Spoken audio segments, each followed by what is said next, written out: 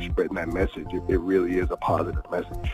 Amazing. That's good, man. I want people to know God love us in ways that there are no words to express, because you have nothing to compare it to, right? Stay with the silent prayer. You haven't seen anything yet. It gets better. You know, I'm 32 years old now, and I've been clinically depressed since I was 17 years old. And ever since I started listening to you a couple of months ago, bro, I don't even need to hear the word depression. I don't even care about that, because that's not anything that I identify with anymore. Nice. I'm 100% cured. I'm 100% better because I've been listening to the Jesse Lee Peterson show, and I can't even begin to tell you how much I appreciate you. And I just can't even, begin to tell you how much I really appreciate the things that you're doing for young men. Young men need to hear this, and young men need to know this message that you're delivering, because it's important.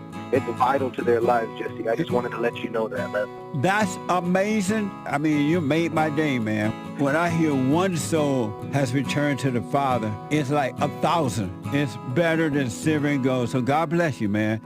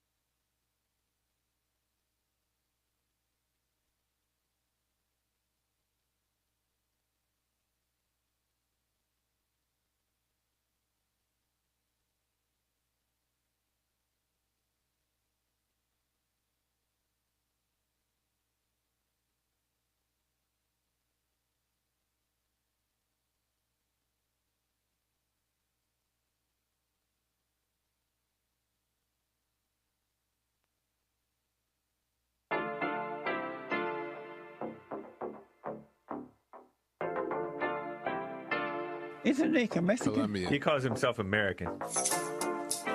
What is this? 💂💊💂💏 And in this corner, it's the American Anchor Baby.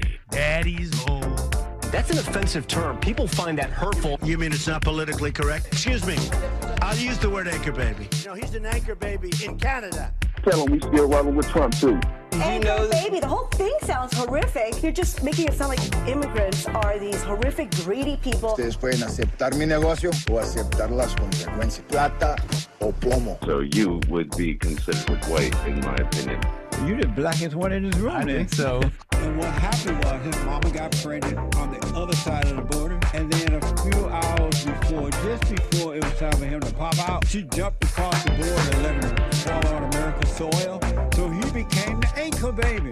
You don't call him the anchor baby for nothing. Amazing. We like this anchor baby, right?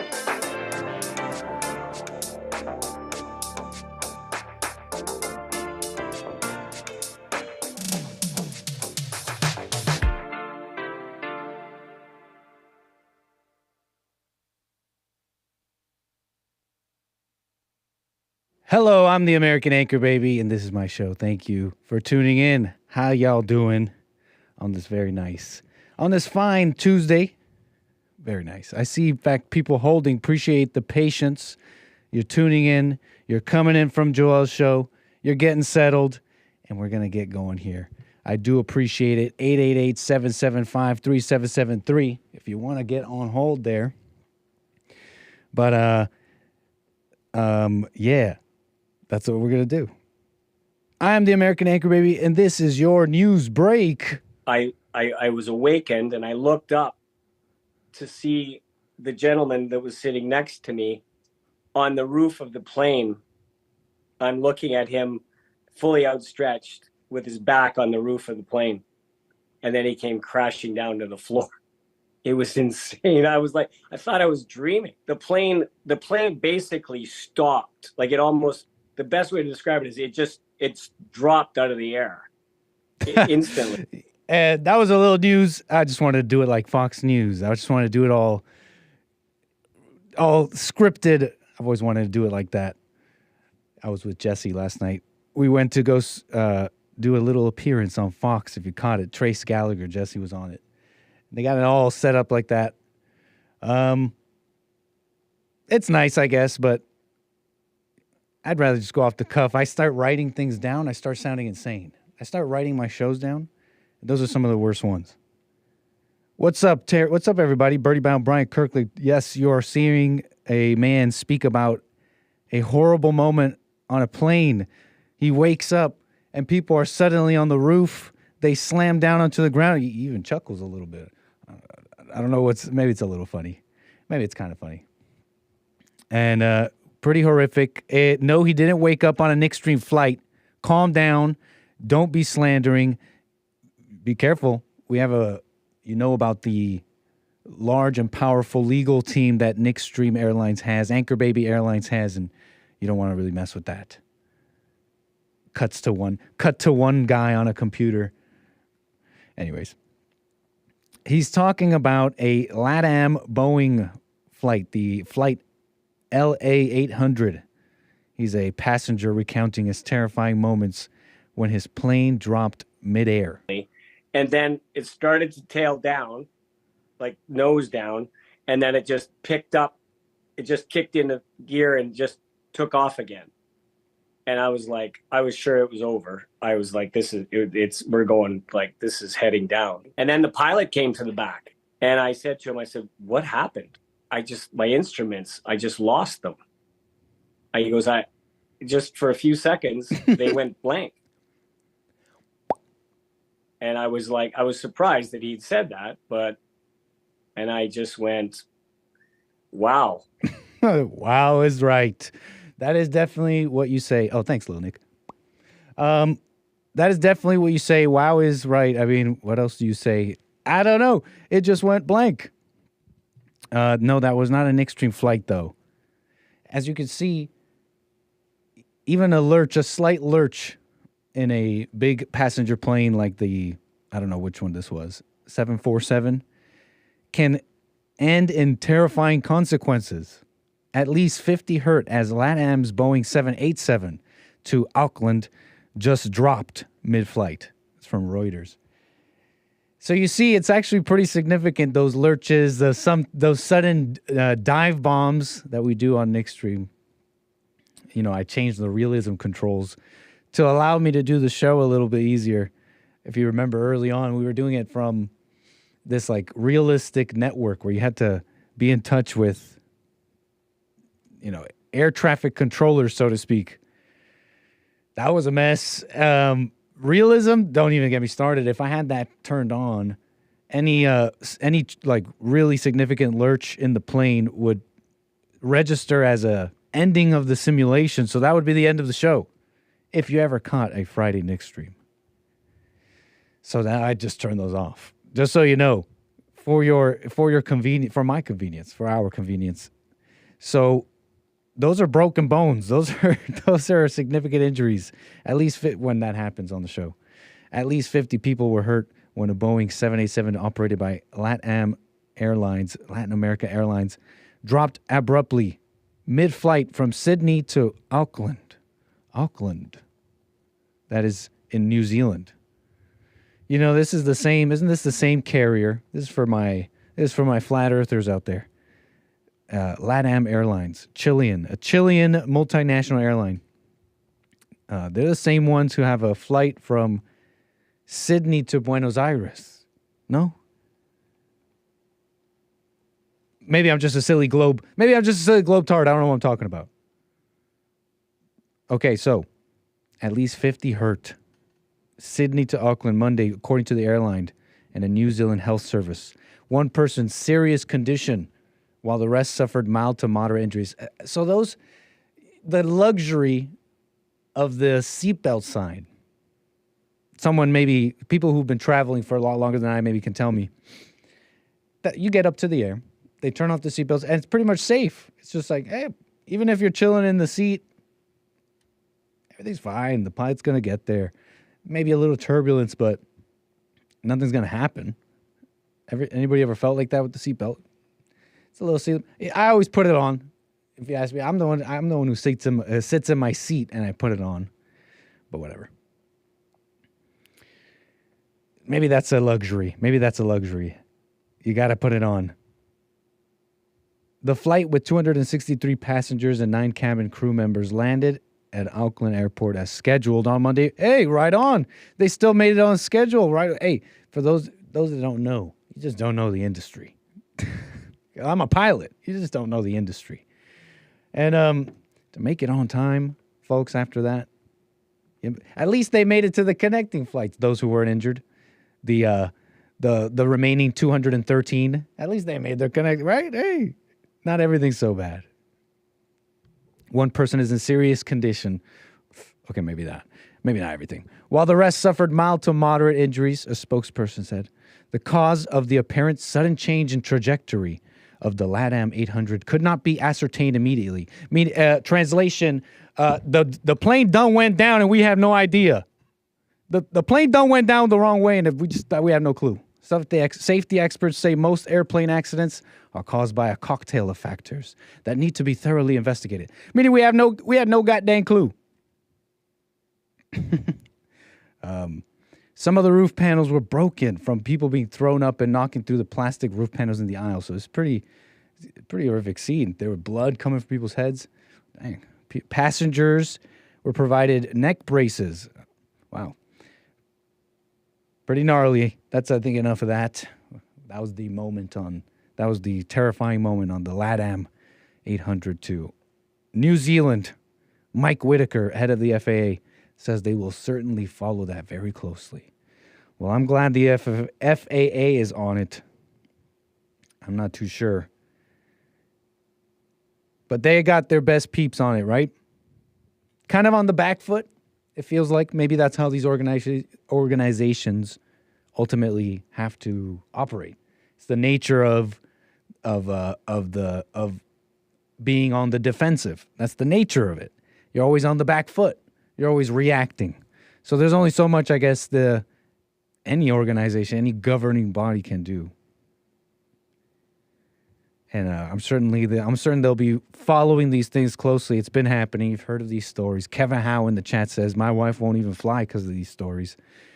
And whether you get fear from them or not, or how valid they are, and if they're an exaggeration or not, they're there, right? The stories are going around. People are talking about it.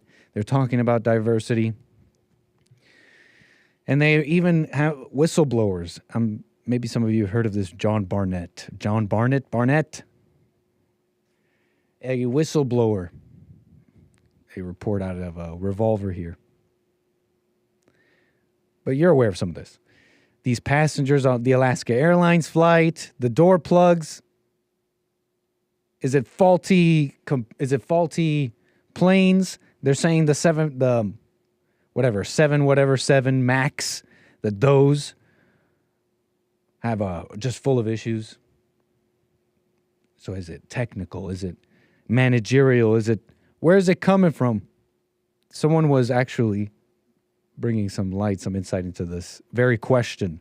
John Barnett, Boeing whistleblower, a whistleblower at the very heart of a major legal showdown, writes Revolver.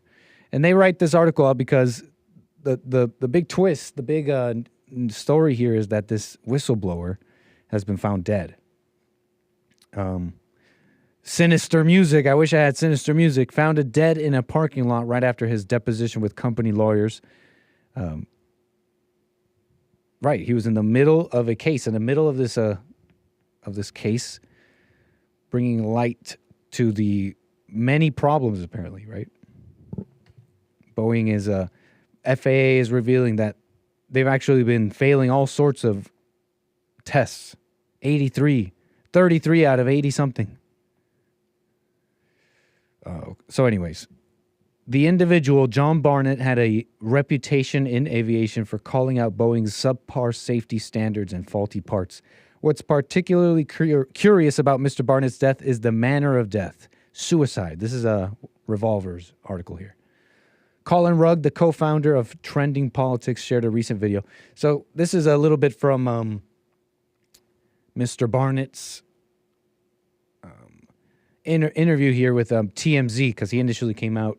He did this thing with TMZ explaining what he believes is the problem going on. So maybe we can gather some insight here. John Barnett, who is now dead, found dead from an apparent suicide, self-inflicted gun wound. Imagine that. Let's go down the article here because I find it interesting how they talk about it. Let's watch. John with TMZ. One, this is not a 737 problem. It's a Boeing problem. And I know the FAA's gone in and they've done due diligence and inspections to assure that the door plugs of the 737 are installed properly and the fasteners are torqued properly. But my concern is what's the rest of the airplane? What's the rest of the condition of the airplane?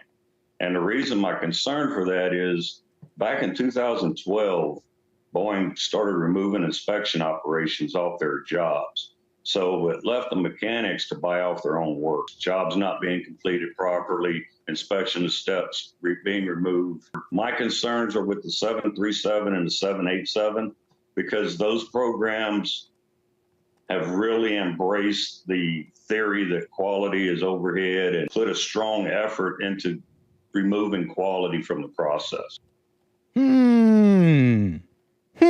Well, thank you, John. Fascinating. So the machinery, the engineering, the metal and the gears and the circuitry is downstream from the what should I call it? Ideology, the mentality. It's a Boeing problem, he says.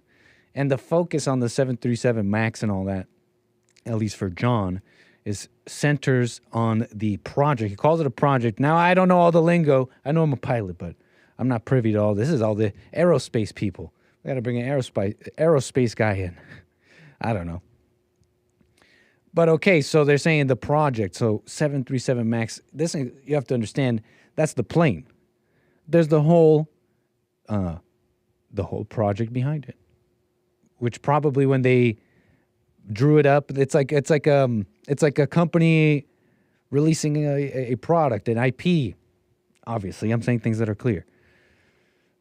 But what is behind all that? What makes up a project? Obviously, the people and the ideas. And the physical things created will represent that. Duh. It's a Boeing problem, he says. Inspections, mechanics, they're not inspecting things. They're leaving the mechanics to their own devices. Who knows what's going on with the mechanics? Who's hiring the mechanics? Lots of concerns, right?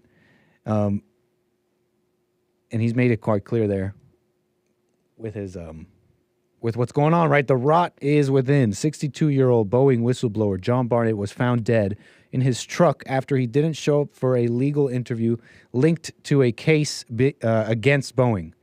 Barnett worked for Boeing for 32 years and retired in 2017.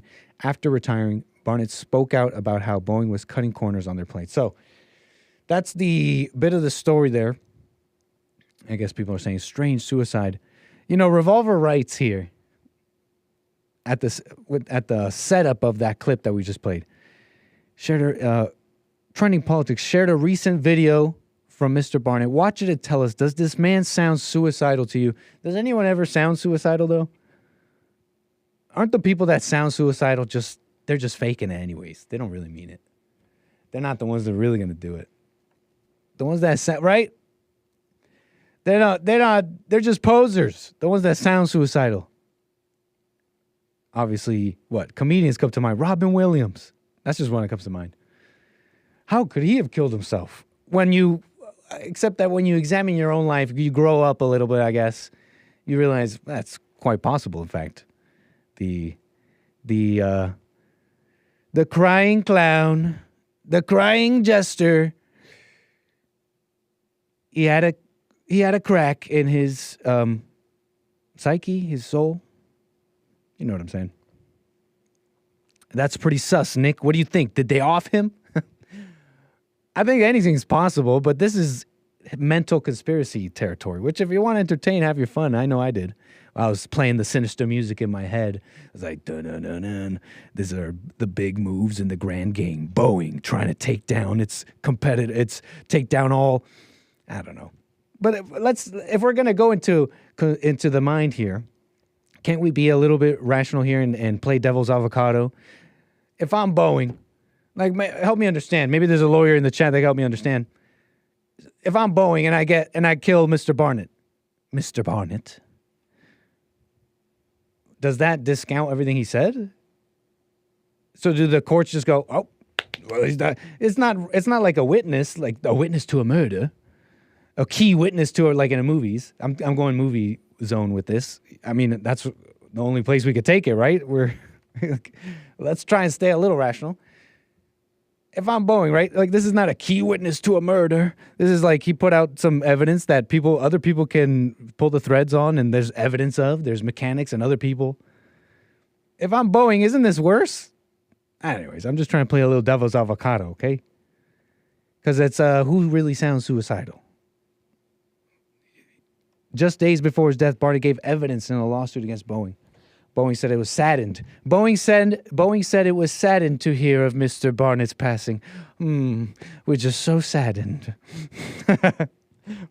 I wish I had a good evil laugh. We're just so saddened, Mr. Barnett and the Barnett family. Why? Yes, you got to go English with it, with the accent. The Charleston County coroner confirmed his death to the BBC on Monday.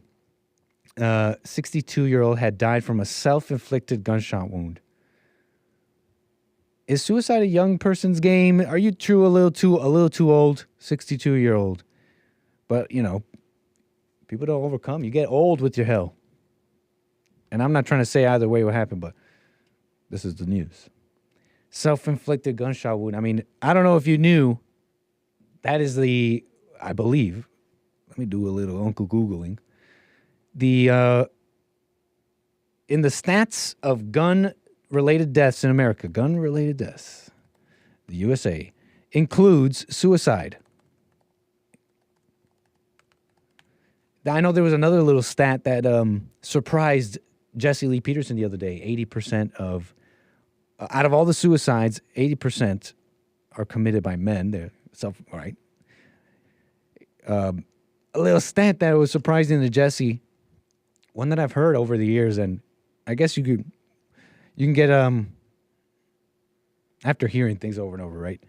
You can forget the significance in a sense. Most firearm deaths are suicides. USA Facts. Just a little learning for you. 888-775-3773. I see the calls coming in. Thank you. But just something I thought about, right? 62-year-old John Barnett. Don't know too much about his life. Self-inflicted gunshot wound. Hey, draw your own conclusions. I would caution you on drawing. Why even do that? I'd caution you on drawing any conclusions, and just leave it as I don't know, because many things are possible. Many sinister things and goings-ons in this evil world, right? No need to add to it by going, who's he, what's it in your head. But yeah, that's the story of John Barnett a little bit. John Barnett, we're just so terribly saddened to hear of your death, of Mr. Barnett's death. Signed, Boeing. But yes, I want to move on here a little bit. A deeper conspiracy. I want to tell you about a deeper conspiracy. Let me just make sure everything's cool with the chat and the calls, because you can call in 888-775-3773. Allow me a little bit more time. Appreciate the patience. Those callers on hold. Because I had someone, I kept coming across this story. It's everywhere. It's on Daily Mail, Revolver. And I'm like, it's so boring. I'm not going to talk about it. Why would I talk about this?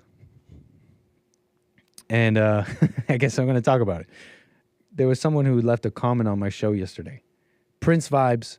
Thank you for that. Prince Vibes wrote, American Anchor, baby, how do I get out of my hell if my husband won't lead me out of it? This was during a segment I was talking about this article written by a lady, conservative lady, I think, Lane Scott, writing for AmericanMind.org, about homemaking and how it's a battle for a daily self-governance, and the mother's gauntlet, this whole thing on what the mother has to go through, the misery of the stay-at-home mother, the misery of the comfortable woman, and the paradox of that. She this Lane Scott writes and tries to give some insight into that. And the battle with the mind that the woman goes through, the beast within is that's somewhat interesting, right? How do I get out of my hell if my husband will leave me out of it? And I'm thinking about Prince vibes a little bit. And this story with Kate Middleton just keeps coming up. This woman is all miserable after a Mother's Day picture gaffe. They're saying she put out a edited photo. Gasp. And they're all mad. And they're like, oh, how could this woman put out this edited picture? This is clearly edited, which is an egregious crime. Not like everybody's doing that. Not like we got AI. We got women on Instagram warping. They're literally breaking reality, warping walls. The gravity around their posterior is just so great. They are literally warping the walls and ground around them. That's happening on Instagram, folks. Don't get mad at me. And so they're mad at her. Okay, they're mad at her. And I don't know. It's apparently she had some surgery. And the conspiratorial mind went nuts. Even with this one, they're like, she's dead. She's dead. They cloned her. Prove it, royal family. Prove it and put out a picture. Show us she's alive. So they did, which I think that's the reason. I actually really think that's the reason. I could be wrong. They put out this picture. She said she wanted to look good. That's from Daily Mail. She wanted to look good after all that mess. And they're saying this is edited. Look at the hands. It's something strange. I don't know. Maybe it is. Maybe the kid is crossing his fingers. Maybe he's a witch. I don't know. And they're saying it's crazy and it's a mess. I don't know about the controversy surrounding it, but Kate Middleton is apparently feeling fragile. She's in a fragile mental and physical state, and will be feeling miserable amid the Mother's Day photo row. A royal expert claimed today as she urged for people to lay off her. Lay off her, guys. Lay off her. You must lay off her. You mustn't bully now. Look, there's no one showing love to the ladies. No one's showing love. Not the women in the news, not her own family. Where's her husband? Who's this woman married to? Where's the dad? Where's the father of these children? Why? Hey, who cares? Oh, hey, honey, who cares? You know what you should do next? Put out an AI upscaled photo version of that same photo. Troll on him, honey. Meme on him. What are you doing? So I'm bringing this up. Look, let me get to it. 888-775-3773. Appreciate the patience. She's feeling miserable, okay? It's a mess. It's a royal mess. Oh, gosh. They're writing, Kensington Palace has reportedly refused to release the original unedited version of Kate Middleton's UK's Mother's Day portrait with her children. Took the blame after the photo fiasco. So she's taking it all on herself. She's taking the blame. Where's the father saying, why are you taking this blame? Why are you even caring what people think about? On Sunday, multiple photo agencies, the Associated Press, Getty, everybody's on it. They all withdrew the Mother's Day photo from Kensington Palace, alleging that it had been digitally manipulated. So the big boys, the big media dogs are saying, no, the Princess of Wales is in a fragile mental and physical state. Kate publicly took the blame. And she felt awful. They're saying, Palace insiders are saying, I bring this up for a couple of reasons. The Mother's Gauntlet, that article from yesterday comes to mind. And there's a couple more things I want to say. So let's lay it out here. So you're seeing her just having a total mental breakdown over something so insignificant. There's no one showing her love, telling her it's not a big deal. Where's the manly love here? Just like, chill out. What's the big deal?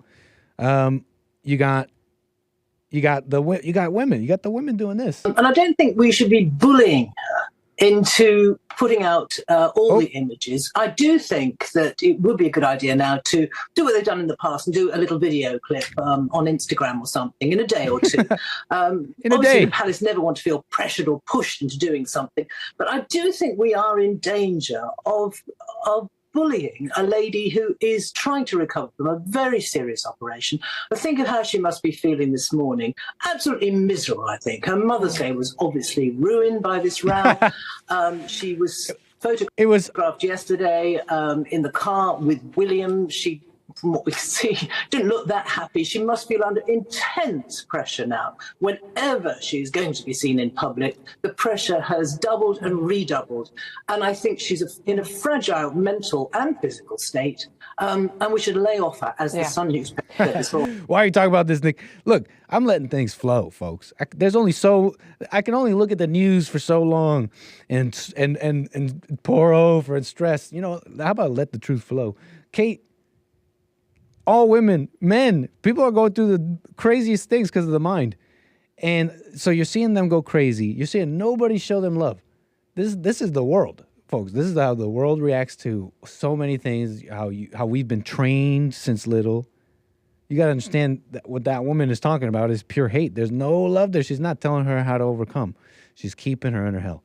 And it's all because of emotions, golf, because of feeling bad. But take this in. Did you guys miss an interesting little tidbit of the whole story? Maybe we got some Brits in the chat and it's just normal day, normal. But I'm reading the story and I keep hearing a phrase. I keep hearing a term come up. And I look at the date and I'm like, wait a second. It's March 12th. What do you mean Mother's Day? Wait, what do you mean Mother's Day? What do you mean Mother's Day? Mother's Day was not on Sunday. Turns out we've got a little bit of interesting stuff going on. So they're in hell. No one's showing them love, but look at the praise that's going on. And this is the world. This is the world.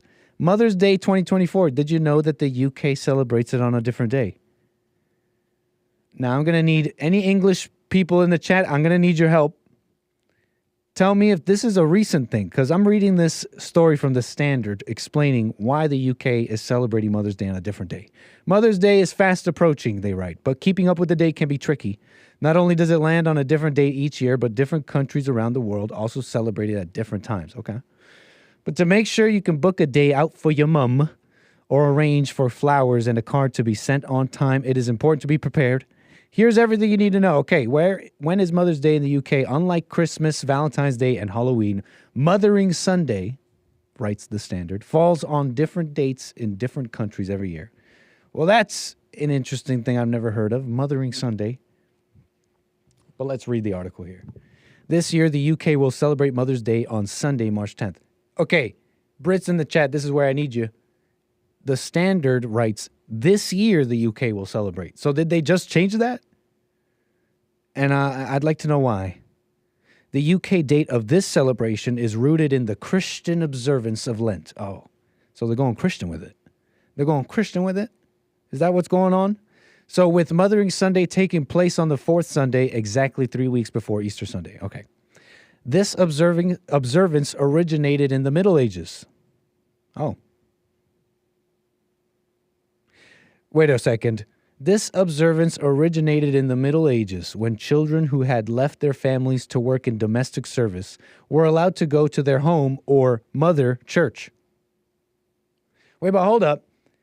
So Mothering Sunday doesn't even have anything to do with mothers? Are we missing a point here? My fellow Brits, my fellow brothers over there in England. So Mothering Sunday doesn't even have anything to do with mothers. It has to do with mother churches. So we're missing the plot here maybe a little bit, okay? Are there any English people in the chat? Help me out. Any English people? Because it seems like they just changed it, and I think they're doing it for the ladies. Meghan Markle over Kate Middleton. We're going to get back to the chat later. Mothering Sunday doesn't even have anything to do with mothers. Let's see if they can bring this home, though. How did Mothering Sunday become Mother's Day? So, Mother's Day began in America in 1907. So, the America started it. Anna Jarvis, the daughter of a peace activist who treated wounded soldiers in the American Civil War, campaigned for a day to honor the role played by mothers. She observed the second Sunday in May as that was when she held a service to honor her mother when she died. Okay, mothers in America. Look. He's going to take that away too. Don't get mad at me. We're reading the news. So Mother's Day in America doesn't even have to do with mothers, like all mothers. It was specific mothers. It was certain mothers in the American Civil War. And you guys are taking stolen valor. You guys are taking on stolen valor from the mothers who already passed. It's about those mothers. Or am I wrong? Am I getting something wrong here? Help me out. I could be wrong. 888-775-3773.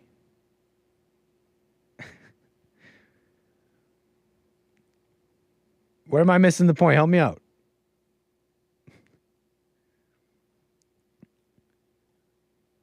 The church represents the collective, and the collective is symbolized by the woman or goddess. What? Where am I missing the point? Help me out. Anna Jarvis. So yeah, I don't know. I think I'm right. So far, I think I'm right. It seems like Mother's Day wasn't meant. It was about certain mothers. And Mothering Sunday is about church stuff. Not about every old mama, every single old mother. Set it straight. I'm reading chat. I'm having a relationship with my chat right now, listeners. Maybe I got to scroll up a bit. Let's see what's going on. I told myself I wouldn't read chat. I think the show's better that way. I think the show's better if I keep it pushing. Kate publicly took the blame. Everything okay, Bill? Okay, good. So you see the praising going on. I just found that a quite interesting little tidbit about Mother's Day. I almost missed it. I'm like, wait a second, it's March. So that's what's going on with Mother's Day. I don't see anyone showing love to the women, which is what? The way out of hell. The way out of hell, which is something we got to do individually. Something I was talking about yesterday. And which is just true. I guess I'm preaching if I haven't done it, but it's just true, right? The Mother's Gauntlet. Lane Scott, I read about it yesterday. That total freedom is in some ways the source of dissatisfaction. No one is there to keep you honest. Worst of all, no one is there to tell you what ought to be done now versus later that day. What this means is that there's no system to prevent you from slipping into your worst habits day in, day out. That's the mind. That's the mind and the ego. The daily battle, I guess. You realize that that's really the only thing in the way, okay? Lane Scott writes, her job description about the stay-at-home mother is to make decent people out of the kids she gives birth to. That is the responsibility all these women put on themselves. Too hard. Focus on yourself. You can't do anything to someone else. Using the resources provided to her, right? Life at home with small children requires self-governance. One must be free of slavery to lower passions, lower pursuits, character weakness, and laziness in order to do it really well. That's the truth about life. That's in order to do anything, to be an actual friend to someone, to be a good father, to be a good employee, to live life correctly. When people are talking about living life right, I think that's what they're getting at, even if they don't quite understand how to really get there or describe it. They just know that all this fake stuff is in the way, or maybe they don't really know. But that's what it is. You got all this stuff in the way from just being natural and right. And I think in some deep part, we kind of all know that we're being phony. We're being fake. We are not the things we think. What's the biblical question? There's a schism between what we think and believe and how we in our lives, right?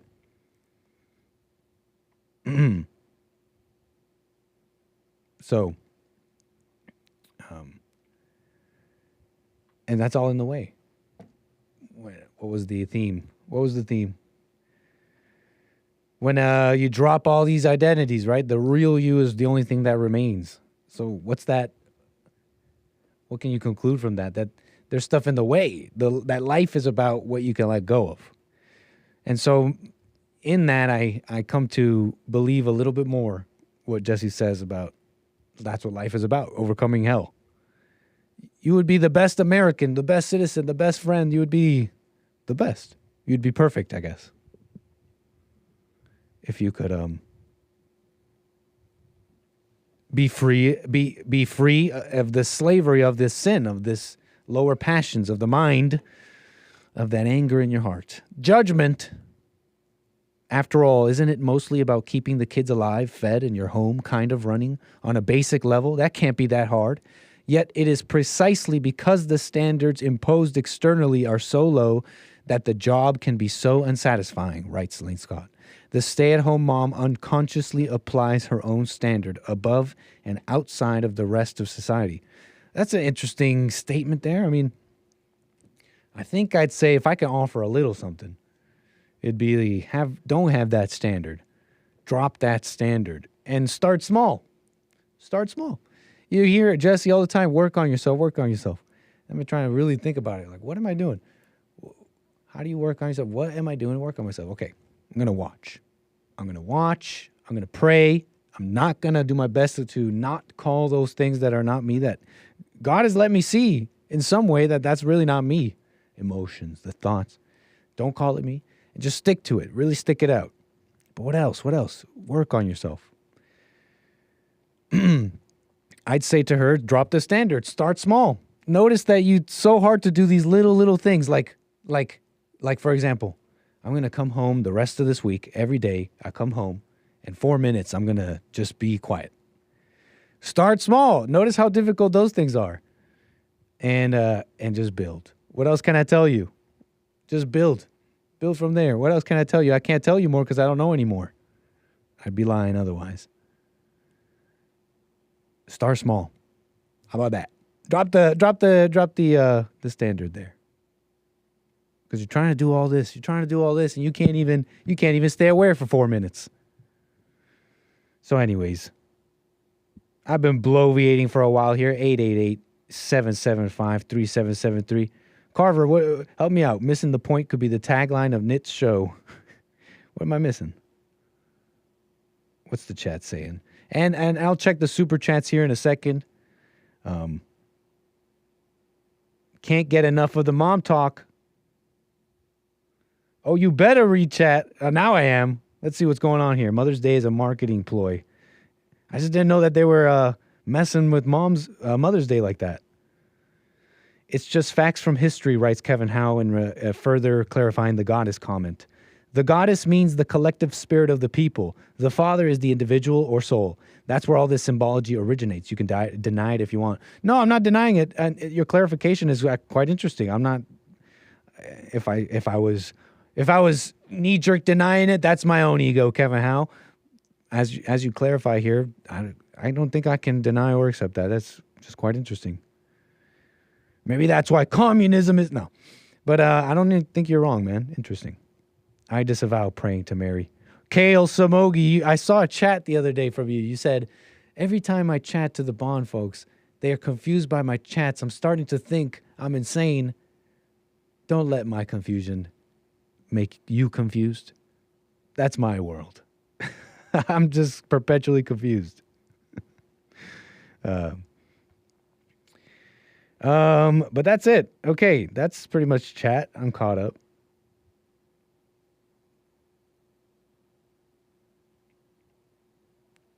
Let's move on here. Mothering Sunday.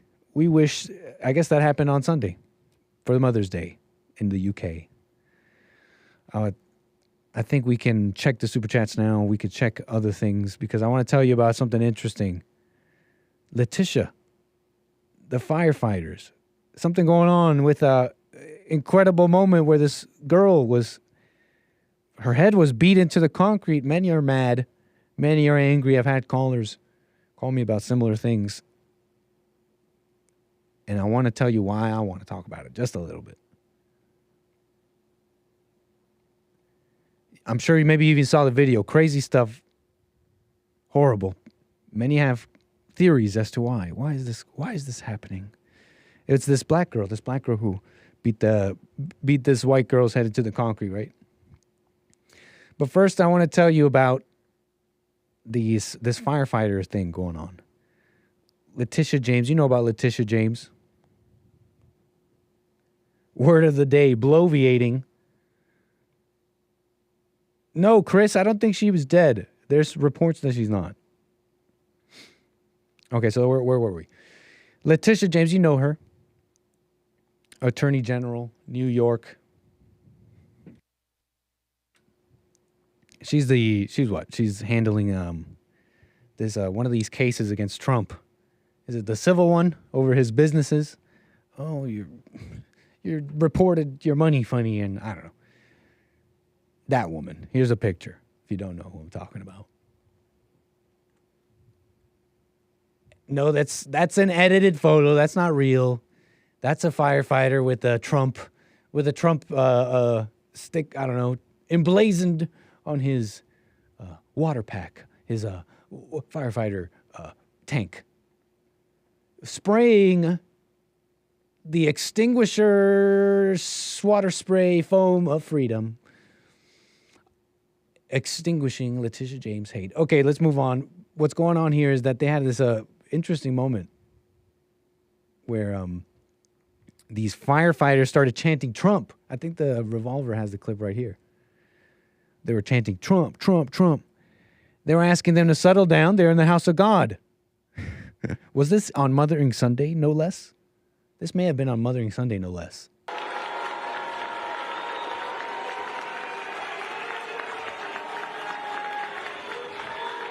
Oh, come on. We're in a house of God. First, simmer down. I want to thank Commissioner Kavanaugh and Chief Hodges for that recognition. They're saying Trump if you can't hear him. Trump, Trump. And this story is quite interesting because those firefighters may be in trouble. So what's going on is Letitia James was at this, she said a house of God, right? So they're at a church. And they were swearing in someone, okay? So they were on the job in the sense. And Letitia James was swearing in this first black female. Let me get this right here. Let me get this correct for you here. Because they were swearing in someone and they want to put, they're saying, Revolver's saying that these firefighters are going to be sent to re-education camp. A bombastic headline, I'm sure. But, so this is the FDNY, which is this union, okay? This union that employs these firefighters. They're members. They have members there, and they were there at this meeting with Letitia James. So, FDNY brass, this is from Yahoo News, is turning up the heat on pro-Trump firefighters who showered State Attorney General Letitia James with booze at a raucous promotion ceremony. Okay? And and so that's the moment. At this same ceremony, you gotta see take in the whole picture. Letitia James, this female attorney general, who's going after Trump in this evil way, truly, is then flanked beside her is Laura Kavanaugh. She is the New York City Fire Commissioner of the New York City Fire Department. And she is the first woman to hold this position, appointed by Eric Adams, okay? You gotta take it all in, the whole picture. So Laura Kavanaugh, let me show you. This is Laura Kavanaugh, the first female fire commissioner for this union. So she's leading the men here. Laura Kavanaugh. So you got Letitia flanked by Laura, telling the men to simmer down. We're in the house of God. So what happens after? A memo gets handed out, coming down from the top, coming down from the brass, coming down to the firehouses, to those firefighters, warning firefighters that department investigators are reviewing video footage of the event in Brooklyn last week to identify those behind the grossly inappropriate conduct and caution them to keep their politics at home. Okay. And this is from the memo, when you're not on duty, feel however you want about politicians. Vote, protest, that's your right. But don't do it on the job's time or on other members' time or on their family's time. Do it on your own time. That even sounds somewhat reasonable, no? The memo reinforced that the department's Bureau of Investigations and Trials was going after the offenders. So they're going after them. They're going to find them. They're going to ID them. We got video footage. We got our best people on it. We got investigators on it. Because this is grossly inappropriate. You know, it's funny when you read sentences like that. Investigators are reviewing video footage. You don't expect the charge coming up after those words to be grossly inappropriate conduct. You're waiting for a big old crime, I guess. But anyways, there is some wisdom in that, right? When you're not on duty. But take this in. What's a man to do? What's a man to do in this world? What's a man to do in this world? You got Letitia James. I'm like, okay, I'm a member of this union. I'm going to keep quiet. Keep politics at home. You got the first female commissioner of this whole thing. Okay, well, I'm just going to be a man. I'm going to be a man and do my job, keep my head down. You got, now they're in front of you at this church, and they're presenting this promotion for what? What was it again? The first black female something. Apologies, hold on. Letitia James. I want to get the position correct. Letitia James, first black female, because she was there on business. That's why the memo came out from the union saying, you can't be protesting this. You were on the job. This was just purely business. This was purely work, not political. They were there to support the promotion of this woman. And this woman is the first black female something. Look, here it is. Let me get it right for you. First black female chaplain. Here it is. The FDNY's first black female chaplain, okay? And that's why Letitia James was there. It was purely business, not political. And so you're a man, and you're watching this, and now they're presenting the first black female chaplain. But you see what I'm saying? What's a man to do when the world is like this? I mean, at some point, you got to start chanting Trump. At some point, you just got to start yelling America first, Trump, Trump. And I'm mostly joking. That wisdom remains no matter what. Even if the world is evil, and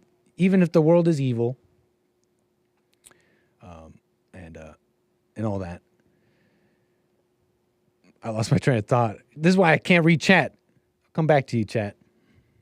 What was I saying?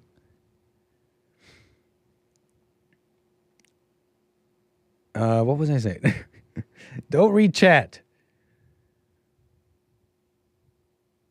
Yeah, what's a man to do? Okay, at some point you got to start yelling Trump. And I'm mainly joking about that because the wisdom remains no matter what. Even if the world is evil and you're at a workplace where everyone's evil around you, and and be careful with that too, going around judging everyone as evil. What I mean by that is that they're happy to talk about things that are political and about life, but they'll chastise you. It's like you got to silence yourself. So even if the world is like that, even if the world is unjust, we'll say, let it be unjust. Don't let that bother you. So the wisdom remains, especially if you're in an unjust workplace or world. That being said, you got to understand where I'm coming from, because they're not doing what they're saying they're doing. It's complete phoniness. They're pretending like they're not political. But there they are on stage presenting the first black female this. You're telling me this is a military, Hitlerian, Nazi-like, they were calling Biden's,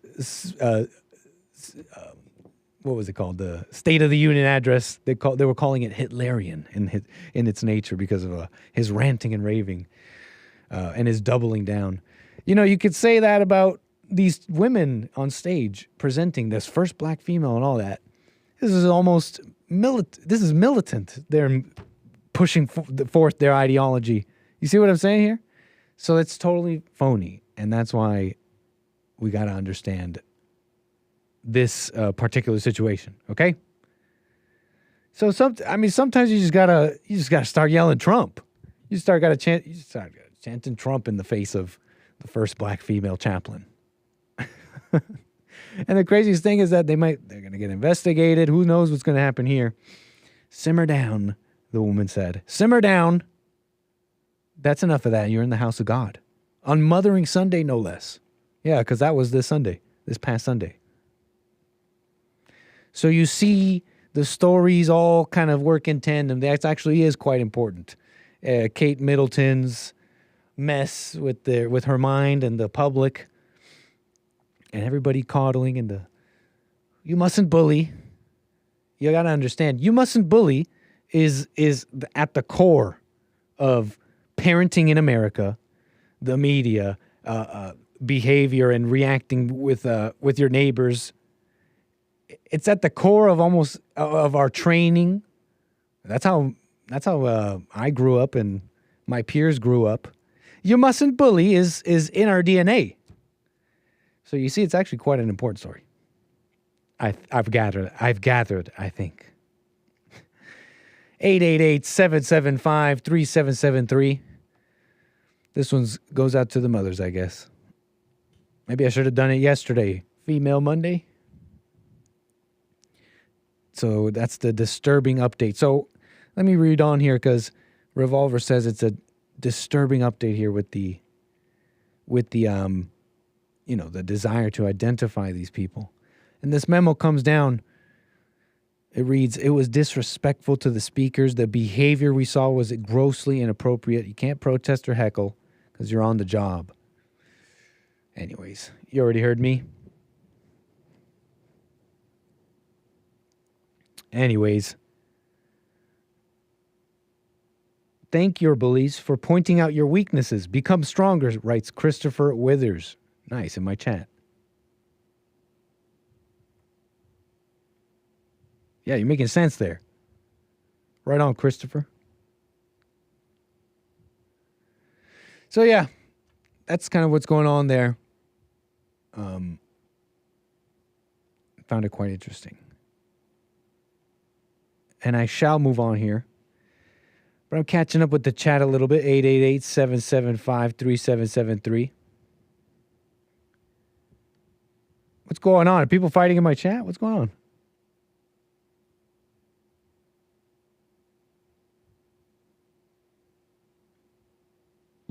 Don't be fighting in chat.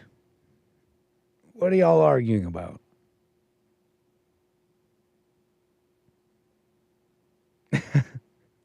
Cats fighting in chat necessitates a canine to break it up. I'm noticing that a lot. Wait. I'm just getting to it, Lord Bibby. I'm just getting to your chat that says, ladies, come on now. See, this is why you shouldn't read chat. I was reading I don't know what's going on in my chat. It's not that important. I'm not going to put too much attention. But I did read some of that, and my mind went straight to, they're talking about you. And it stopped me, and I forgot what I was saying. That's what happened a moment ago. And my mind said, they're talking about you. The mind. See? This is the beast that the men have to deal with so that they may better show the ladies how to deal with it. Some of these ladies are an example to the men. And so that Lane Scott may not have to go through the mother's gauntlet so terribly and it be so stressful. What's up, Internet Manster? Right on. We love the ladies. Chat fight. Did I ever tell you about my sister's story with the food fight? That story always makes me crack up. Chat fight. You see in the movies, you see them try a food fight. I wish I saw this. Oh. I wish I saw this in action. This is a funny story. She talks about yelling out food. She was in a cafeteria. Do they have those anymore? She was in the school cafeteria. She's sitting with her friends. And she yells, food fight, grabs food. I don't know what it was. Throws it at the victim beside her. What does the victim do? She looks at her, macaroni dripping from her chin, and looks at my sister like, you're a crazy person. Why'd you just throw food at me? What do you think? I'm just going to get up and start throwing food at someone else? What do you think this is? Anybody ever had a food fight? Are those even real? I don't think those are real.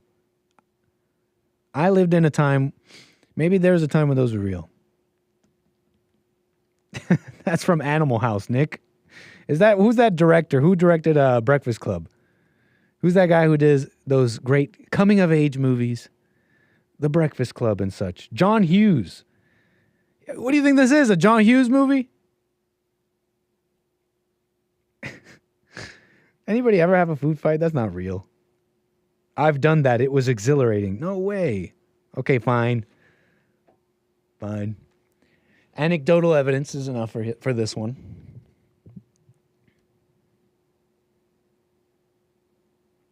Growing up in Africa, food fights on TV were one of the craziest things of all time. What are you talking about, Kale? I didn't know you grew up in Africa.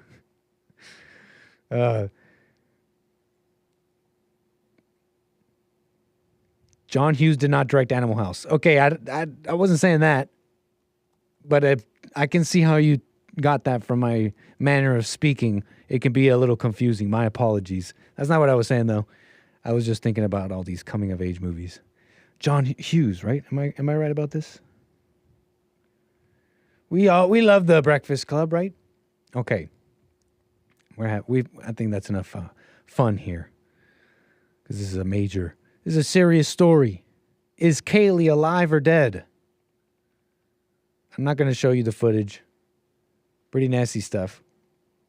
Is Kaylee alive or dead? Update on white teenager after 15-year-old black girl beat her head into the ground like a savage. Writes Revolver. And it's a story you may have already heard of. Pretty crazy stuff. I mean, it's a video shocking the nation, a hate crime committed on camera.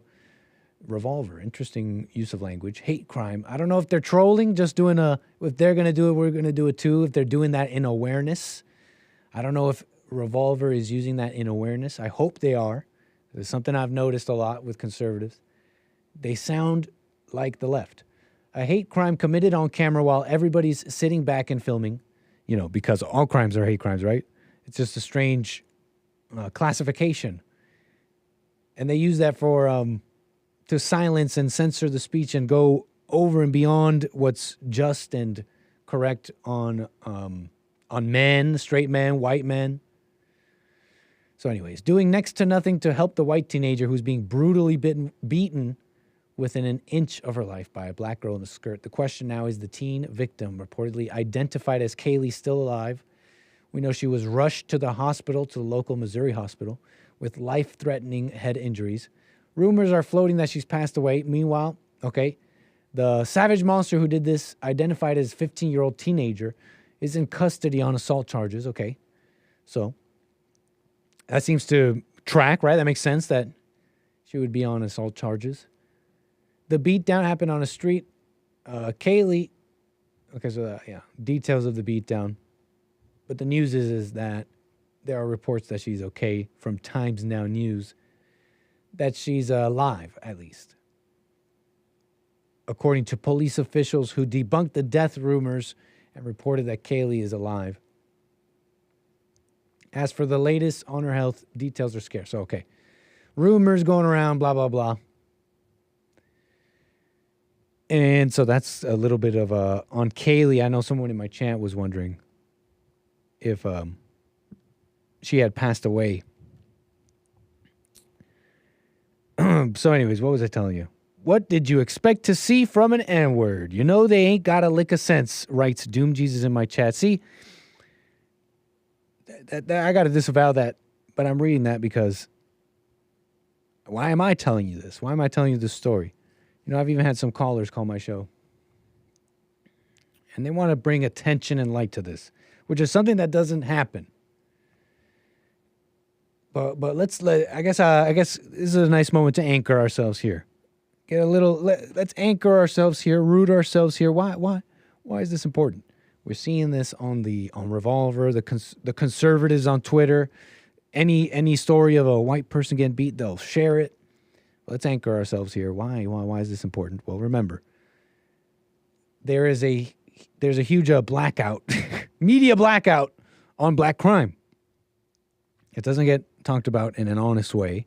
And this dishonesty is hurting blacks, whites, and everybody. It's hurting everybody significantly. No one's getting better, and it's not love.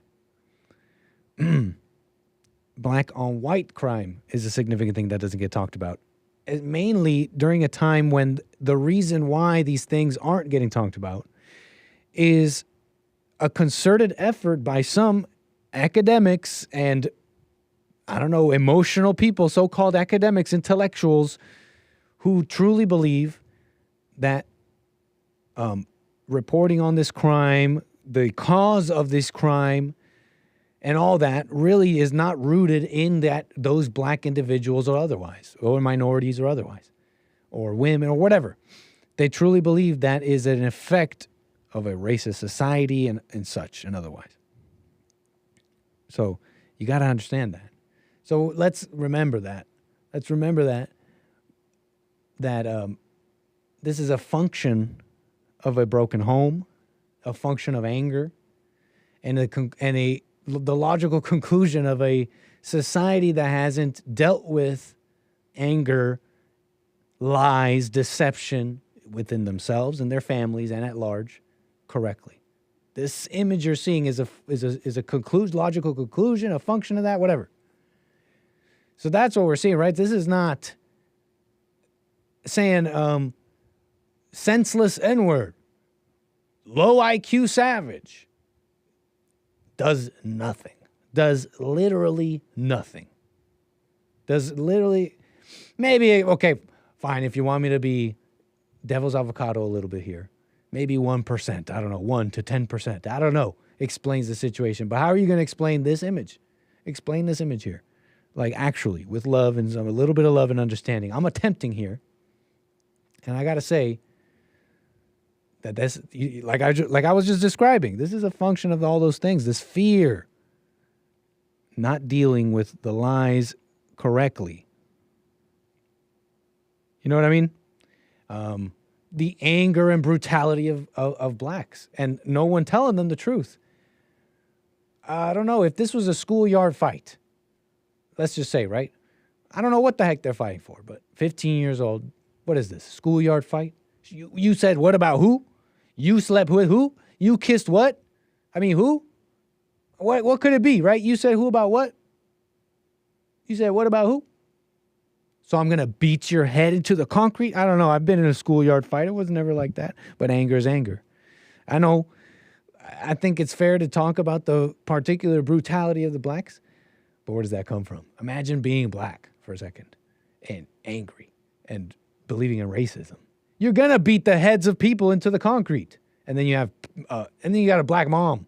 And I don't know. I don't have a black mom, but I've heard them call into the show. And I don't, it's you know how it goes, folks. So anyways, I don't see the love in calling them in going like in what you're saying, dude, Jesus. Nick has gone full mark. I don't know if I've put Carver in an important place in my mind or what, but I gotta not read chat too much. Maybe I've put Carver's chats, Carver's comments in the chat and maybe I put him on a pedestal or something. Nick has gone full mark, he writes. Anyways. So where were we? Yeah, what explains this? Not everything people are saying, okay? All sorts of people are at fault here, okay? A rash of attacks against white people, Daily Wire reports. Has the Daily Wire always reported? And we start... Whoa, sorry, thank you there, Matt Walsh. Don't appreciate that. Matt Walsh is part of Daily Wire. Has Daily Wire always reported like this? I don't know. Is this kind of more of a recent development in conservative, shall we say, mainstream conservative? I'm not trying to be too pejorative to Daily Wire here, but is this kind of a more recent development, this kind of headline and this way of speaking about the news so matter-of-factly, specifically about white people, I mean. a rash of attacks against white people. It's in the headline. I avoid that. None are being charged as hate crimes. Matt Walsh. Yeah, I don't know. That's an interesting side note I'm commenting on, because I feel like that's kind of changed. Is that an Overton window kind of situation happening there? Maybe. Hey, I don't know. Just putting it out there. Maybe couple of years of White History Month. Played no small part, but that's just me throwing that out there. Give your thanks and your allegiance to Jesse Lee Peterson. 888-775-3773. Damn, that took a heavy turn. We got Frederick out of Los Angeles. Frederick, how you been, sir? Nice to hear from you. You're on the air. How's it going, Nick? How's it going? Good afternoon. Yes, sir. All is well. All righty. I'm just getting back in town. You know what I'm saying? Oh, right on. Yep. I've been in Louisville, Arkansas, so I'm back in. Taking LA. it easy. Man, just living. You know what I'm saying? Just not really taking it easy. But I wanted to comment, like, you feeling some kind of way about your people that's commenting or whatever about, like, when you don't take sides. Yeah, they want you to feel like them, or they're going to label you a mark. You know what I'm saying? I learned to feel no other kind of way about it. Can you repeat what you're saying? Because I'm sort of following that. You're saying about people in my chat talking about me?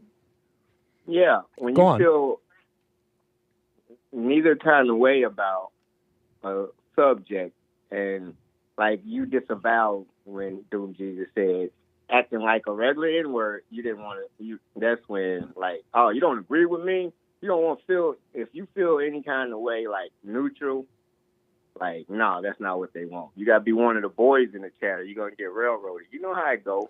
Wait, help me. I really want to understand what you're saying. Are you saying that I shouldn't care about what chat is saying? What are you saying here? Help me out. No, you got to either be racist or you're going to be a mark. You're either going to be racist or be a mark. Yeah, because if your chat is racist, they want you to be racist, too. And when you don't, and when you disavow blacks acting like, all of them acting like the N-word, they don't like that. They're like, come on, you know it's true, Nick. Nick, say it. And then I see what you're saying. You're an N-word lover, and they don't like you no more. But maybe you're judging chat. But maybe you're judging chat as being racist. Because look, I'm not even thinking like that.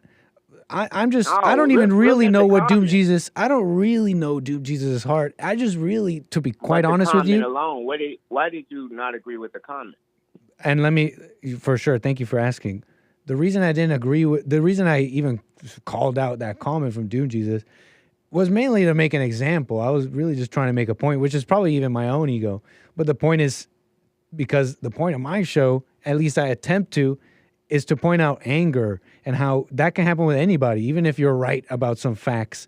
And even if we can point out all these blacks doing crimes, I don't care if we can, I don't care if you can point out 1 million crimes from blacks and not even one from whites. That doesn't mean you should hate and have anger. And so, and I don't really know if, and I don't really know if Doom Jesus does or doesn't. So I really just used him to make a point. Okay, true. But when you feel either kind of way about something and you don't have anger, the people that have anger get angry at you is all I'm calling to tell you. It's why you all of a sudden a mark. Yeah. No, that's an interesting point you're making, which is why I shouldn't put anybody on the pedestal like I was saying about Carver. And I'm messing around and joking, but there's a truth within the jokes. I can hear you feelings getting hurt when people act like don't do that. Yeah, actually, maybe it's more that maybe it's not so much a joke. That's a snake pit. Yeah, totally. No, 100%. And maybe it's more of a joke than I let on. But there's an insight and an interesting insight here in what you're talking about, because you're really just feeding into the desires and fantasies of whoever it is you're doing that with. And if it's chat, no, the video you're playing in the title of the video is just clickbait. It's like it should just be labeled, "This what happens when you F around and find out." That's wait, all over repeat what you said. I'm missing it. F about around what clip? And find out. People fighting, two devils fighting. That's all over the internet. That's nothing new. They changed the label like all of a sudden and then get all the clips of the white people, and then y'all taking sides. Right. And this brings me to... That's what I'm saying. You got to feel no other type of way about it. Look, you're not wrong about what you're saying. It's actually quite... there's some wisdom there about taking on the desires of someone else and wanting to ingratiate them because and appease them, because you'll just end up thinking like them. And to you, that's racist. But that brings... To you, that's racist. But that brings me to the... Possibly, what do you think about this, Frederick? Do you think that maybe you have a judgment on chat? And when someone brings up the disproportionate crime of blacks, you call it racist, and it's this thing, all the way to the point where you will then look at a video like this and see anybody who says who calls out the. Let me finish the statement at least, and you look at anybody that calls out the disproportionate nature of black crime, you'll say, well, you don't understand. There's a whole bunch of videos like that, and you will actually diminish the problem. That's so 2023. I'm international now. When have I called out any type of what you're talking about? We don't even. I don't even entertain this year. Like y'all talking about statistics of the blacks and all that. That's like we're international. You know what I'm saying? We're talking about the bigger stuff. I don't. Well, I'm just commenting on this call. How about that? Statistics. There's people that don't believe LeBron James got 40,000 points. So if there's people that don't believe stats, there's going to be people that don't believe stats. It doesn't matter to me. I can't feel either type of way about it. Okay. So well, how about this? You're absolutely correct, and I don't know if the word is grace here. Maybe I'm wrong here, but I'll show some respect or grace here, and I'll just talk about this call. And it's in this call that I called my chat racist, right? And isn't it that mentality that leads you to say, well, Nick, that video you showed, you should just say, well, that's just everybody, which is true. Anger is anger. But doesn't that lead you to then diminish and discount the reality of the disproportionate black crime? No, when someone shows you who they are, you're supposed to believe them, Nick. What do you mean? I'm just saying that it feels like you're discounting that and diminishing it. I'm not just making it out and calling the chat racist because I don't have proof. But your proof is then what? Go ahead. Is it them calling out disproportionate black crime? Is that your proof of racism? I'll let you explain yourself. No, you got people in your chat name 5 N-words on. Let's not keep it. Let's not go there, Nick. If you really want me, I do want you to go there. I want you to explain yourself so I understand you, and I don't make assumptions. All right, there's some in the chat. Let's all agree. They don't believe blacks can swim. There's some that believe. You want me to hear all the racist stereotypes that they believe? Like what? All right. Some of them believe that life was better before Jim Crow. They believe slavery was a choice. You said slavery was a choice? There were some good slave owners. Wait, let's deal with one. There was good slave owners. Can we deal with one at a time? You said what about Jim Crow? Like life was better before Jim Crow. Like there was good slave owners. Blacks? The lies and the racism, the racism that y'all portray is just like so obvious that y'all racist. Wait. And wait. Listen to this. Listen to this. So Nick, wait. When y'all said hate crimes didn't exist, why are you showing white hate crimes today? Huh? You said, why am I not showing white hate crimes? Hate crimes don't exist, but now in this why come blacks ain't getting charged with hate crimes? Right. I was saying the revolver. I was halfway criticizing the revolver for using that language. What are you talking about? Don't get mad at me. Get mad at the revolver. Get out of here. Are you saying that hate crime? Are you saying that conservatives or white people shouldn't go around using that too? If a black doing that is not a hate crime, then it shouldn't be whites shouldn't call it either a hate crime either. Is that what you're saying? Why are you paying attention to something that don't pertain to you? What? If you're not out here committing crime, it's none of your business. Don't feel any kind of way. The reason is because y'all mind everybody's business, but y'all own business. The reason if y'all hate us so much, why y'all pay so much attention to it? Well, the reason is because people are going around calling it hate crimes and going extra hard on certain people, whites, straights, and calling it hate crimes that are not hate crimes. You ain't got no power. They're literal. They have a literal. That's God's plan. It wouldn't happen if it wasn't God's plan. Okay, well, back to the Jim Crow. What were you saying? True or You fact? said it's racist. True or false? Okay, I'll answer your question. Can you repeat it? It wouldn't happen if it wasn't God's plan. Wait, what would happen? Life, all of this. It wouldn't happen if it wasn't God's plan. No, but that's just like some weird cop out. I don't quite understand it when you say that. Cop-out. Because that's like, then you're forcing me to say, then you're forcing me to say. And perfect peace will come. Just watch it. That's a cop-out. No accountability. No, because. Get the hell out of here. I can respond to that, but let me say why. Can I at least say why I think that's a cop out? What you said? Here, Nick. No, I gotta go. Oh, come on! Oh, then I'll say why it's a cop out when you get off. I appreciate your call, sir. Even though we didn't get a chance to do, you filibustered right through Jim Crow, but we could do that some other time. like if they had to make like laws to reverse the Jim Crow laws, it couldn't have been good. Well, I wanted to maybe talk about that a bit, because it's like weren't there blacks that did better though? No. Despite there being some sort of oppressive law, weren't there people who in their families were together and they had businesses, etc.? You know what I'm saying? Like, so isn't that already doesn't that already fly in the face of what you're saying, that that's overarching Jim Crow law really doesn't have an effect on an individual's life? Isn't that proof of that? No. Or at least at the very least, isn't that proof that you could live a life with some space? Nope. Ain't proof of nothing. So there weren't blacks that were married and had businesses and had families, despite there being Jim Crow laws. Despite all the pesticides you tried to spray, some weeds did get through.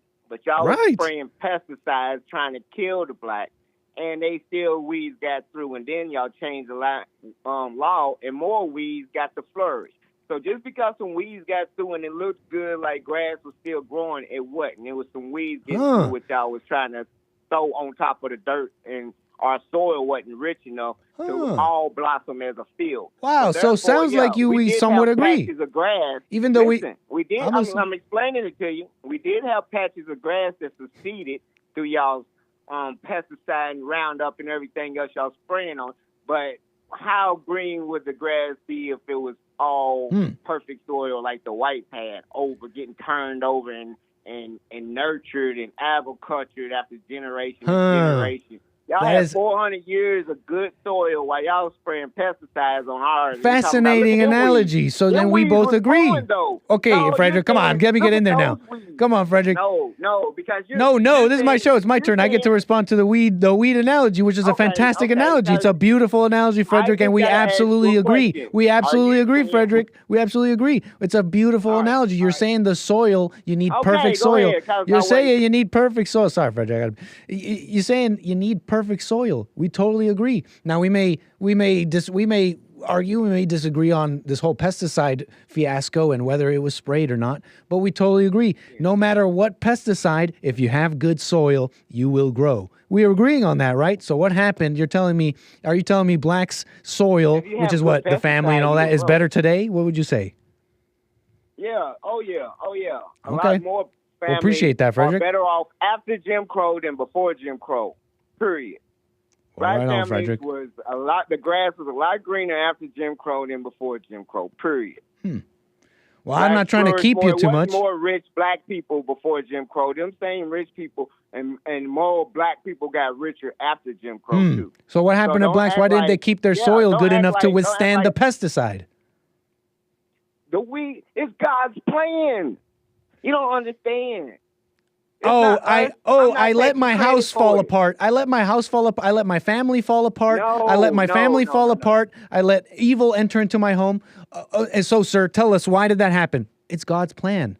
And you're telling me that's not a cop-out? You're telling me that's not a cop-out? That's the definition. Sometimes Mother Earth has to give everybody a chance. And once they give you a chance and you fail, you need to be removed. So it's cleaning itself. The earth has its own way of regenerating. Everything regenerates. This is the new regeneration.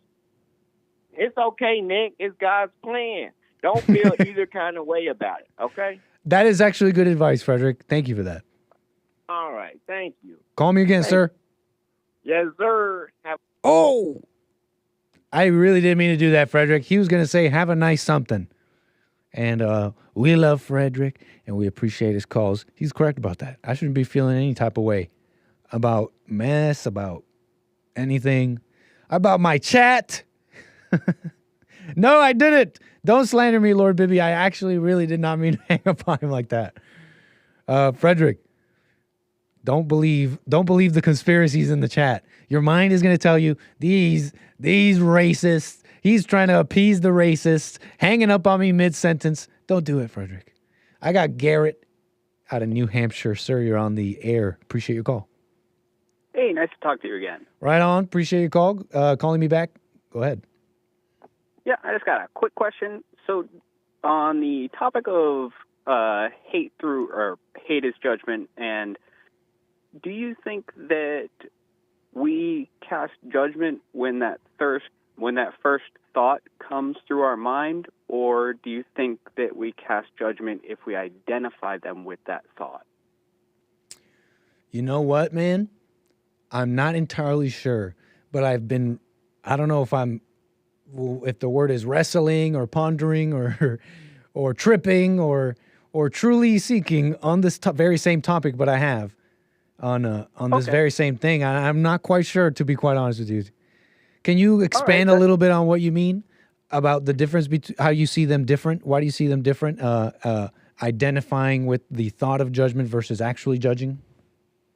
So if we say we see somebody walking down the side of the street and they got a shopping cart, they got bags and everything, and you look at them and you say, oh, they're probably homeless. Like that thought comes through, or like they probably ended up in that position because they made poor choices, but that obviously is casting judgment if you identify them with that, or I guess you would be sort of pointing out the obvious. So would it be pointing out the obvious to yourself, or as long as you don't identify them with those thoughts and still treat them with love,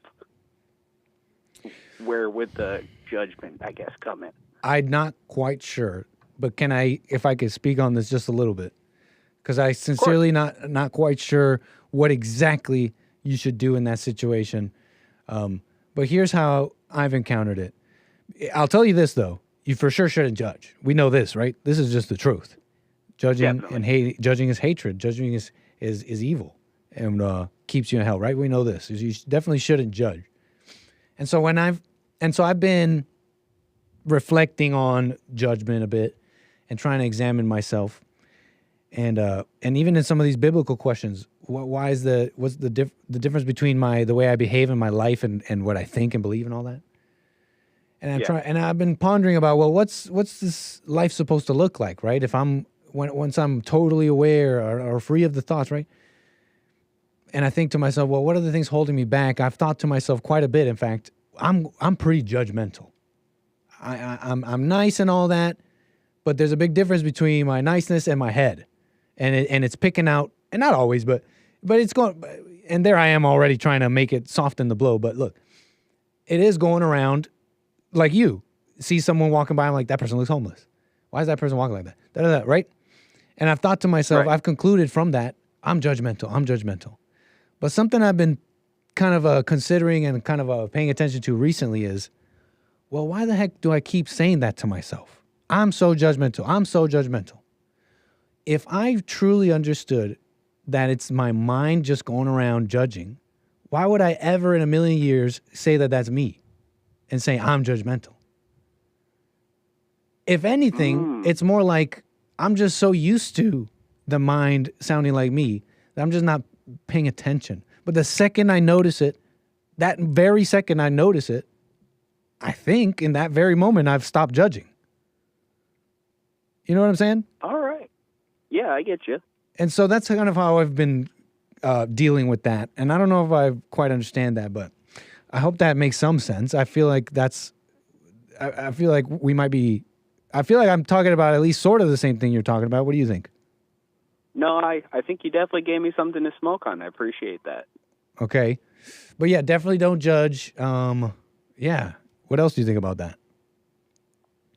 No, I think that you pretty much summed it up pretty well. As long as you're not identifying with those thoughts and realizing where those thoughts are coming from, Yeah. then that's where the judgment might stop, and then, you know, God will take those thoughts away from you as long as you realize what you're doing and then regain yourself in the present. I understand. Yeah, because I relate to what you're saying, man. I'm not nice, but why call myself not nice either? I feel like I do that quite a bit. I don't know if you relate with me, but life and death really is in the power of the tongue. I've had some close friends even point that out, that knowing the truth and all that doesn't mean you go around bashing yourself saying, I'm so evil, I'm so this. Okay. Because that's like, do you really understand the truth then? Would you ever do that to yourself if you really understood that it's not you? Anyways, I'm rambling at this point. I don't mean to keep you. Appreciate it, sir. Anything else you want to talk about? No, I appreciate that. Have a great rest of your show. I'll be listening in. Call me again, Garrett. Thank you. You bet. Bye. Oh, I did it again. See, I'm preempting the click. I should just be myself. Instead of preempting the click. Instead of being too late on the click, I'm too early. But yeah, I don't know. What do y'all think about that? Because I think that's something I'm just kind of realizing. I think I just keep telling myself I'm judgmental. I don't really know what I'm even saying when I'm saying that to myself. I'm so judgmental. How about just, you know, when you're being judgmental is when you don't even realize, when you don't even notice, when you're just like on one and you're just following that line of thought of that person looks homeless. And you know, homeless people, man, they're there because of their own fault. And they're just there because of their own fault. They put themselves there. It's their fault. They got issues, and then you don't even notice. You've put yourself on a higher pedestal. They got problems. You don't have problems, and you don't even notice it. And it's all happened slowly. See, that's that insanity. That's that judgment. So I don't know, folks. I'm trying to pay attention. I hope that made some sense. 888-775-3773. But then then there's people who don't even notice that's what they're doing. At least we have this opportunity to have that space, and we're like, and you're just like, whoa, hold up. Whoa, who's saying all that? Why am I judging? Why am I on one right now? Let me just calm down. I think people can somewhat understand what I'm saying. I forgive Nick for not reading supers. Let me see if I got any. Hold on. Vasconomi, that was a super chat, I think, from yesterday. I appreciate it. You can also buy me a coffee, buymeacoffee.com/anchorbaby. There are no super chats, Hillary. But thank you for forgiving me. Maybe there's some on Rumble. What's up, Rumble? Hey, rumble.com/American Anchor Baby. Supporters and otherwise over there. And DLive.tv/Gorgonzola. I'm seeing Lemons. I'm seeing Dr. Bloom. I'm seeing, very nice. I see Jake Hudson. How you doing? Jake Husden. So you really do spell it like that.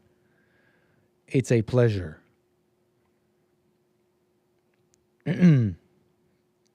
Nick, there's still time for supers.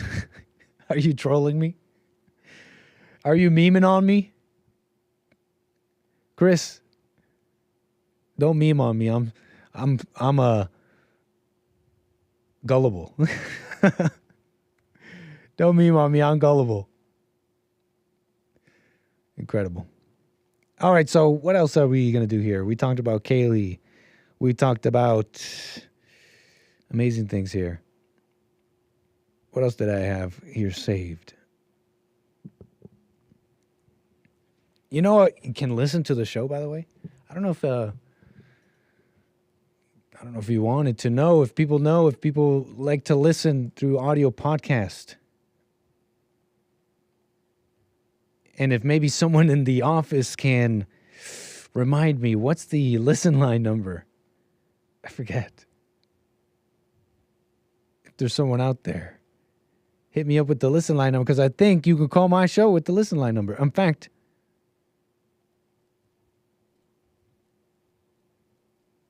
yes, you know, I am on the listen line. So look, you can't call. No, Hake, not air. I don't need air. I want the listen line number, which I forgot, which you can call so you can listen to my show if you didn't know. 641-793 1-641-793-1500. If you ever wanted to listen to the show on the listen line, thank you for that. I got Steve out of Ohio. Appreciate your call, Steve. You're on the air. Ankle baby, what's happening? All is well, sir. No complaints here. That's good, man. I actually called kind of agree with Frederick. Is that messed up or what, bro? maybe you're going to want to do a little self-examining while you speak, but go ahead, man. Hey, no judgments here. That was a joke. That was a joke. Frederick makes sense sometimes. Go ahead. Like all people. He does. Honestly, dude, he does make sense. Like a lot of times, like I'll be. Whoa, calm down. You don't need to go saying a lot of the time. Maybe you really got to examine yourself. Not all, but most of the time. How about Go ahead. All right. I was gonna say the whole God's plan thing, though. Mm-hmm. I refer to because I agree with, and I could be wrong on Jesse's outlook, but everything God has laid out, it's predetermined. I think. Like, that's my personal belief. I don't know if I got that from Jesse, but that's where I'm at now, where everything unfolding before you, it's going to happen. So we're just on the ride watching it. How do you know that? I'm not saying you're wrong. I really don't know. I want to know how you know that, because you might be right. I mean, I don't know. It's like, you ever felt that as a kid where you're just kind of like... Kind of. And you ever see that movie, Donnie Darko? Yeah. Oh, man, I think it's just like that. I felt something like that. I'm sorry. I felt a similar thing, but go on. Yeah, so I think, God's got a predetermined channel for you that you're going to take whether you like it or not. But the whole time, Satan's like, oh, yeah, why don't you go do that? But whether you thought you made that choice or not, God already knew you were going to go ahead and do it. That makes sense somewhat. And I want to say that's true, but I feel like I would be being phony personally, just me speaking about myself. I feel like I would be kind of phony if I went around telling people. And I'm not saying it's not true, by the way. It sounds so true, man. But if I went around telling people, hey, man, I just believe in God's plan. That's all I believe in. And it's just like, Nick, then why'd you get pissed off the other day, right? You know what I mean? It's like, I thought you believed in God's plan. So, it sounds so I really want to believe that, but when I hear Frederick or anybody say very nice sounding things like that, it makes me want to reflect on myself because I want that to be true. Right. The reason I disagree with his statement, I can't read the man's intent, but what it sounds like, it's more of a revenge thing coming from him. But in the sense that I'm seeing all the different races going at each other. Like, that's God's plan, because sooner or later you're going to realize you're hurting flesh and blood. It didn't matter what color the guy was, Oh, okay. I'm cutting you off. Go on. No, I'm saying we have to go through this, and we got to watch it. And then we're going to be like, oh, man, because it's like all these revelations coming out with P. Diddy and all that. Like, black community, you're going to need some help, brother. But help me understand God's plan. So it actually sounds like you have... It sounds like you know a little bit about God's plan. I mean, I don't know it. I feel like, I guess... But it's playing out. Pardon? But it's playing out. Right. Like, I can't change it. Can you change it? Well, I can't, but it sounded like you had at least some idea about God's plan, because you even went in to start saying, well, all the way the races are fighting right now. Are you saying that's God's plan? Well, I feel like it's unfolding because, God intended it to either way. And there's a lesson in anything God reveals, but it's up to you with eyes to see and ears to hear if you take the message or not. Like, so, we're all learning right now. We getting learned. I somewhat follow you. I feel like, Steve, when you're saying the phrase God's plan, you're sounding like when I hear anyone use it, it sounds a little bit like stolen valor. if you'll allow me to explain. Okay, No, go because for it's like you get to say God's plan when it's like me saying it's like me taking credit for saying, and I'm not saying you're taking credit, but it's like me taking credit for saying, I don't know, this mouse is white. It's like, yeah, that's just true. Okay, maybe what's a better example? It's just like saying God's plan. It's like, yeah, that's true, obviously, because God is God, but you don't know God's plan. You don't know God's plan, and it sounds like stolen valor. No, you're to right. to Like, use that as a know? conclusion to anything or an answer to anything, other than someone's, I guess, fear. That might be an answer. It's like, don't fear. Why have fear for things you can't control? It's God's plan. Yeah, right. I mean, you just hit it there too. But I mean, so it's a leap of faith. Like every argument, they're like, well, you can't say that God did it. Like you got to give an explanation. It's like I, as a man, cannot explain it. I do sound like that a little bit. You know what I'm saying? So it's like yeah. No, I do. Because and it's good to have an I don't know, like Jesse says. Like I just don't know. You know. Okay. But no, totally. So when it comes to debating and saying, yeah, like God's plan, like I'm never going to win a debate, you know, because you need sauce. Throw sauce on the pizza, bruh. You know what? I'm following your language. Right on. Okay. No, go ahead. No, go ahead. What else did you want to say here? No, I mean, that's all I had, man. I think Frederick's a good dude. His intents are, you know, I'm sure they're good, but, you know, if you don't love all, you don't love one, you know? Deep, yeah, for sure. Yeah. And we don't know. All intents are, I'm sure all people do intend to be good. I believe that too. Right, but the road to hell was paved with good intentions. Well, thank you, Steve. Appreciate your call. Thank you, sir. Call me again. Yes. Oh, I'm doing it to everybody. I was so sure. I was positive on that one. I was like, that was a good goodbye. He finished. He will not say anything more after that.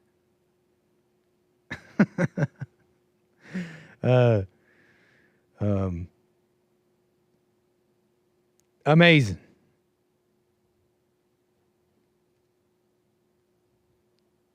This is a terrible plan by God, says Kevin Howe. I'm sure a lot of people feel like that. Would you say, is it fair to say God's plan? How about God's allowance? You know what I mean? Because it's like he just allows all things to happen. But God's plan makes it sound like, yes, I wanted you to be angry and hate. I wanted you to be angry and hateful so that you may wake up. I think I heard Steve there even sort of halfway mention something like this. It sounded like he was getting at that God was allowing some of this happen so that people may wake up. Maybe I'm cynical. I don't know. It just doesn't, I don't know. I'm sure he's happy when that happens, but I don't know if that's why. Maybe it is the reason. What the heck do I know? I'm going to leave it as an I don't know. I'm leaving it as an I don't know. I feel like a lot of blame goes to God, though, when we don't know. I got another caller. We got Jamie, Minnesota? It's not Jaime. This is Jamie. Yeah, Jaime. Oh, it's Jaime. How you doing, Nick? My bad. How you doing, Jaime? Appreciate your call. You're on the air. Go ahead. Doing well. Hey, I was thinking about this God and debate, whether he allows things or doesn't allow them, or if it's his plan or not. And I've thought about this before, and, you know, I've heard basically the same things. You only get two choices. Either he's not in control or he is in control. And if you say he's not in control, then, you know, people say, oh, well, God's all-powerful. Why wouldn't he be? But I think the whole scheme is flawed, you know. The conclusion that I've come to is we, as people, allow a spirit into us, either God's spirit or not God's spirit. And if we have not God's spirit, then we do evil things, and evil comes out, you know. But if we have God's spirit in us, then we do good things. So like with the judging, it depends on if you have an evil spirit or a good spirit in you. if and you have an evil spirit, then you just mock people and you make fun of them and you don't help, you know. But if you have God's spirit, maybe the right thing to judge somebody is to not and just ignore it or avoid the person or avoid the situation. Or maybe it's, you know, taking the person to the side and telling them, hey, this is what I notice about you, and it doesn't look good, you know. But that's why even good things, that's why even seemingly good actions can actually be truly evil at its core. Right. Because the heart is the same. You could be helping, so-called. You could be nice. You could, and that's why even nasty, seemingly nasty things like criticizing or calling something out can also be actually a good and loving thing because it's about the heart. That's interesting. Right. And I think about, you know, a father chastising his son, you know, at the supermarket, you know, at Walmart. And there's two ways of doing it, you know. Either you know, you see a dad being stern with his son, you know, what do you got in your pockets? Why are you stealing that stuff? I never taught you to do that. Or, you know, a parent just like really railing into their son and like spanking him or whatever in front of everybody. There's two ways to take care of the situation. One way's right, one way's wrong. A person with an evil spirit will basically always do it the wrong way. I think that makes sense, man. People with God's spirit will do it, you know, the right way. But it might look bad. You know, if I go to Walmart and I see a guy hollering at his kid, it's, you know, and he's not hitting them or hurting them. He's just, you know, letting the kid know that what he did was wrong, assuming that he stole something or whatever. You know, I've heard that might look off-putting to me, and I might be Right. like, oh, you know, why is he doing that? Right. But you don't really know. But you know, they know, you know, they know if it's good or bad. But so there's no like predestination. You're not predetermined to do anything. It's just what spirit's inside of you that comes across what situation you're in. Huh. So That's yeah, interesting like, thing to smoke on, man. Seriously. You know, I've pondered the same thing myself. I've heard it said once that you don't make choices. That there are no choices. You've never made a choice in your life. Or, you know, all the choices you think you've made. I've also heard it said once, you know, if there's any choice you can make, it's to decide to, you know, not believe the lie, not believe the thoughts, work on yourself that way, right? If there is one choice you could make, maybe it's that one. I've heard it said. You know, I've pondered the same things, and I'm just putting that out there to smoke on. Appreciate that, big time. Go ahead, Jaime. Anything else you want to say about this? Have a good day. Oh, I'm sorry, I didn't mean to cut you off. Anything else you wanted to say, sir? I just wanted to say good day. Have a good day. Goodbye. Fascinating, sir. Call me again. Hey, right on. See, I waited. A little lull in silence. Little tap on the red button. We said a nice little goodbye. And that's how you end the call. Why is everybody singing Drake? How's that song even go? I forget. I don't even know. I don't even want to remember. Ah, I just remembered. Na na na na na na na. Hey. Na na na na na na na. Hey. There you go. I just ruined your day as well. If you know. That's why I didn't say the words really. Maybe some of you have been spared. It's a good song. What are you getting mad at me for? It's a fine song. It's a fine song. There's a reason why the bluish man, that bluish individual, Aubrey Graham Drake, is at the top, has been at the top for decades. For a decade plus, maybe? I don't know about anymore. Maybe still. Look, there's a reason. Okay?